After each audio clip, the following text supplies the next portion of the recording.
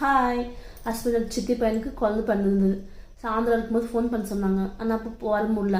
இப்போ இது ஊரில் தான் இருக்கிறோம்ல, அது பார்த்துட்டு வரலாம் சொல்லியிருந்தாங்க. சரி ஃபஸ்ட்டு போகிறோம்ல இருந்து எடுத்துகிட்டு போகலாம் சொல்லியிருந்தாங்க. அதாவது சின்னசாக ப்ராஸ்லெட் எடுத்துகிட்டு போயிருந்தேன் பையனுக்காக. போயிட்டு பையனை பார்த்துட்டு பையனுக்கு போட்டுவிட்டுட்டு எல்லாம் கூட பேசிட்டு கிளம்பிட்டோம். மாமா வீட்டில் சின்ன ஃபங்க்ஷன் இருக்குது, மாரியம்மன் பண்டிகை செய்கிறாங்க, அதான் சொல்லியிருந்தாங்க.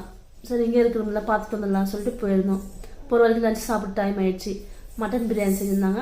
கர்நாடகா சைட் ஸ்வீட் ரெசிபி செஞ்சுருந்தாங்க. அவங்க கர்நாடகாவில் தான் இருக்காங்க, அதனால எல்லாம் அது மாதிரி தான் செஞ்சுருந்தாங்க.